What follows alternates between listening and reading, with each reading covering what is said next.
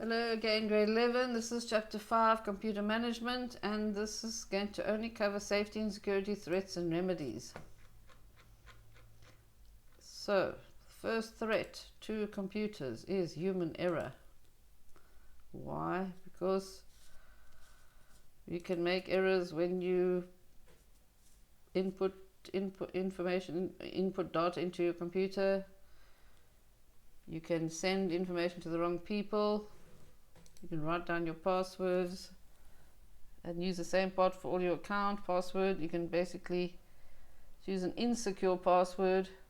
You can also click on links providing emails without verifying them first, and that would be a big error. So when we talk about safety and security, we're talking about the errors, the threats that can happen to your computer system or network, and how to solve them in this chapter. Right, another common error obviously is garbage in, garbage out, GRGO. In other words, you capture incorrect and reliable or nonsense information in your computer, and then the program is going to basically give you unreliable nonsense information back. So don't type in the wrong things.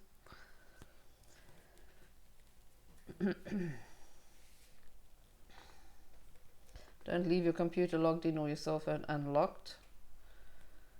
And your flash drive, don't leave your flash drive lying around with data on it, like a scanned copy of an ID book or something. Basically, your identity will be stolen. Right, let's talk about other threats besides human threats. Physical access. So we have human error, then we have physical access threats, and what is that? Unattended storage device, or your cell phone lying around, or your flash drive left in the computer, and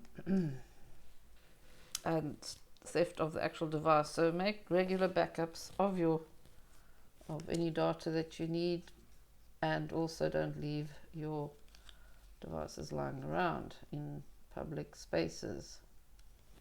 That is the cure for physical threats. Now, hardware, and of course don't store critical information only on a portable storage device. Backup. Hardware failure. That's another threat to your system, your computer system, and losing your device means you lose all your data.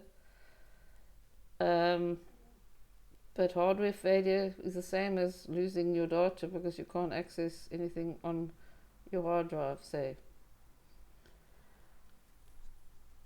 How does this occur? Well, you get mechanical damage of the hard drive. There's moving parts inside hard drives, the old-fashioned HDD drives. Power failures can cause surges of electricity, changes in voltage, and can damage hard drives. And any spilling liquids can short circuit the important electric components. It's really hard to recover afterwards. Right, now network vulnerability. So we talked about human error, physical access. Now network vulnerability. It's obviously an easy one. We all know about viruses, etc. But here's some more detailed description of them. What is a virus? It's malicious software that's loaded onto a computer without the knowledge of the user. That's very important.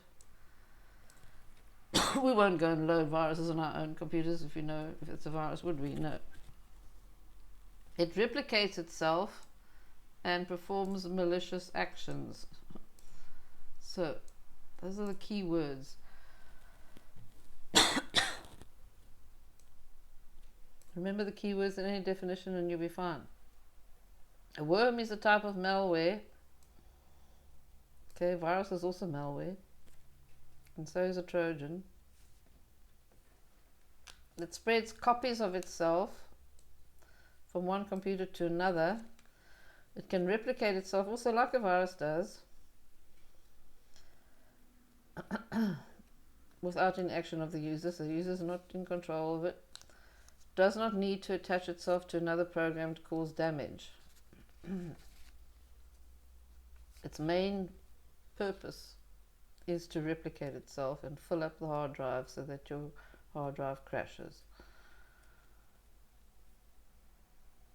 So its main purpose is to replicate.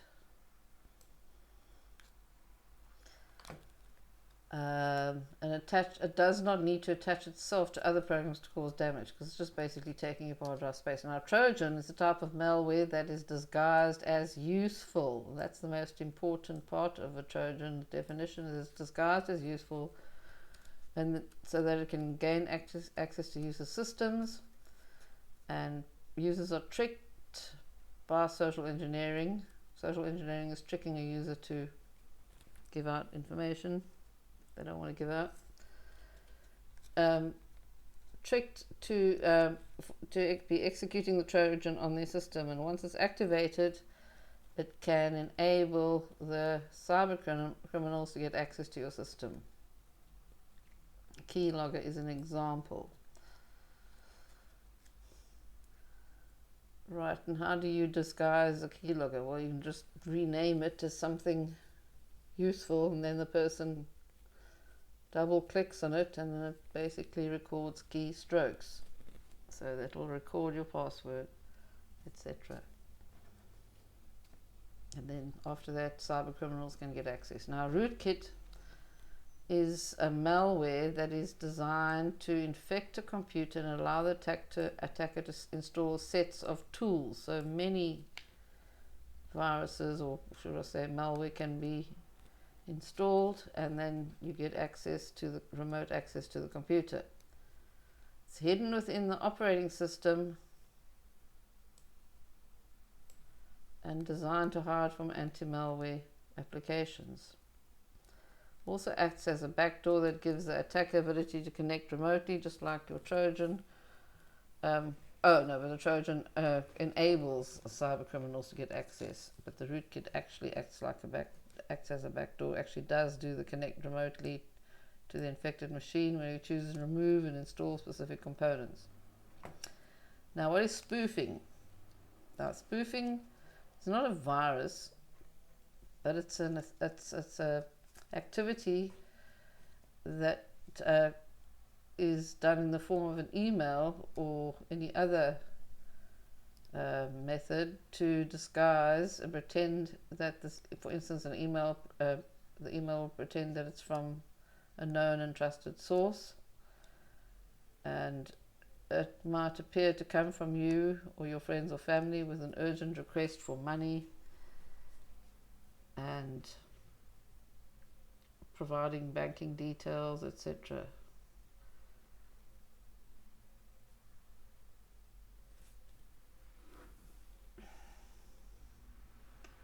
Anyway, an attacker pretends to be from a known trusted source and then gets you to send money to them.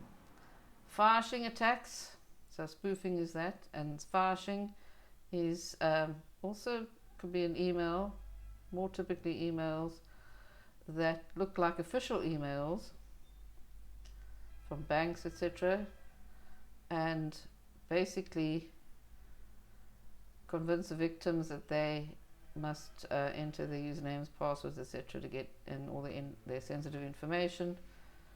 So it's used with spoofing to convince victims that the email is from a legitimate source. So they pretend to be official emails, and they obtain sensitive information. Now, farming, it's an official looking website that requests sensitive information. So basically, a common farming attack allows users to change their passwords. Instead of changing the password, the username and password is recorded and the account is taken over. So farming involves malicious code being installed on a computer or server, which must direct users to fraudulent websites, even when they type the correct address. Then you're still going to a fraudulent website, and then obviously sensitive information is stolen by the cyber criminal. So that's farming. Malware is designed to disrupt, damage, or gain access to any software. Now that's a general term for malware. Okay, we saw that virus, worm, Trojan, and rootkit. Those are all malware. Okay, so malware is malicious software. So that the important thing to note is it's software that is specifically designed to disrupt, damage, or gain unauthorized access to a computer system. So it's software itself. Farming and phishing and spoofing is not malware, it's just the activity of performing those fraudulent activities. Right, let's move on to backup. So how do we solve all our problems? Well, one way is to create a backup. Making copies of your data in the event of original data lost or destroyed. Full backup. There's different types of backups. There's a full backup, there's a differential backup, and there's an incremental backup. The full backup is when you make a copy of every single file and folder every time you do it. Whenever you do a full backup, everything is copied. And that takes longer, but restoring from the backup is faster. Then you have differential backup. So you start with a full backup and then day 2 you only copy the files that have changed since day 1. And then day 3 you only copy the files that have changed since day 1 as well. Right, so it's a bit tricky. The size of the backup increases every time a backup is done. Because the full backup was taken and the difference copied everything that changed after that, only the full backup and the latest differential need to be restored. So it's a little bit tricky, and the size increases each time a backup is taken until the next full version. The incremental backup is the better one. Also starts with a full backup. After that, copies that have changed since the files that have changed since the last backup is made, whether it was full or incremental copy, it is done. So if a full backup is done on day 1, day 2 will back up all the files that have changed since day 1, and day 3 will only back up the files that have changed since day 2. Right, so it's faster. A disadvantage is that when you want to carry out a complete restore, the recent full backup and all of the subsequent incremental copies must be restored, and that is going to be lengthier to restore.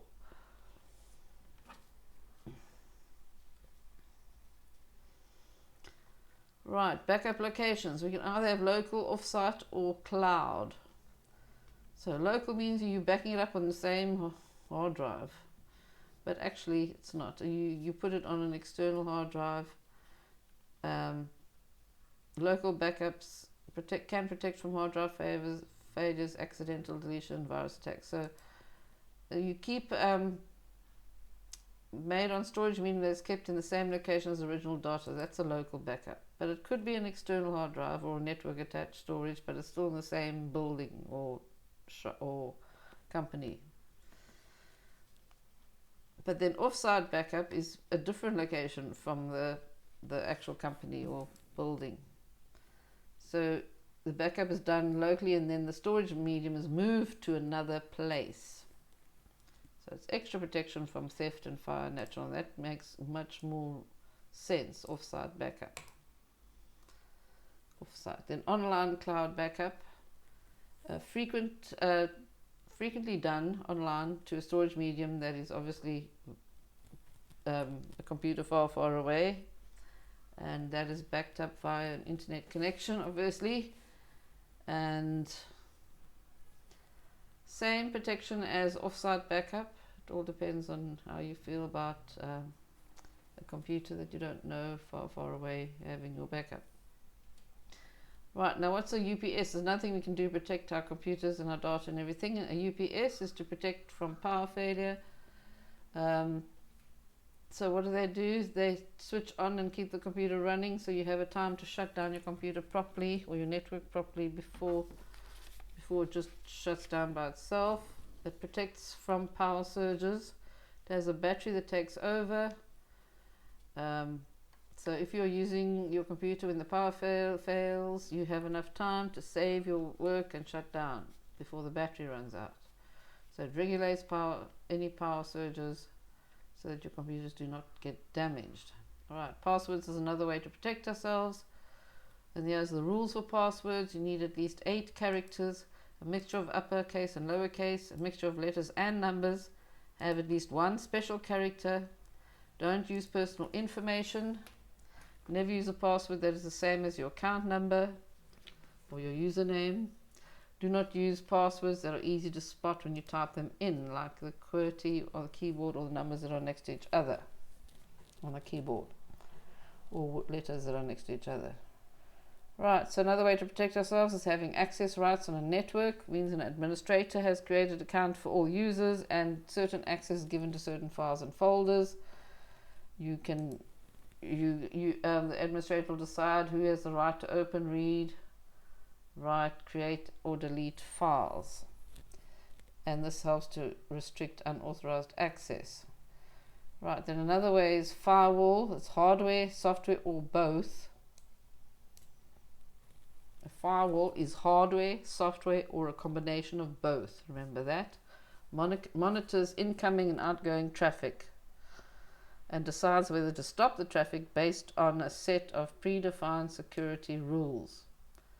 Its purpose is to create a barrier between the internal network and incoming traffic from external sources.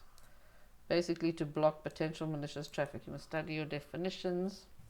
Highlight the important words. Helps.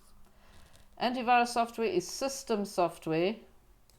Remember, that's important. Designed to prevent, detect and remove. Prevent, detect and remove malware infections on computing devices. Right, what else can they do? They can protect against a wide variety of threats, including keyloggers, Trojan horses, worms, rootkits, spyware and ransomware. So yes, there are quite awesome things to have. Perform for certain important tasks. They scan files. They allow you to schedule scans. You're allowed to initiate a scan if you want on a device. And also it removes any malicious code that it detects. And depending on your settings, you'll be notified and asked if you want to clean, or the program will automatically do this. Validation is another way to protect your computer. Prevent theft of data and personal details. Computer systems must be programmed to validate that the user that is logging to the computer is authentic user or not. And that's the end of that. And you finish these quizzes on Thursday and Friday. You will work to finish these quizzes, 3 of them.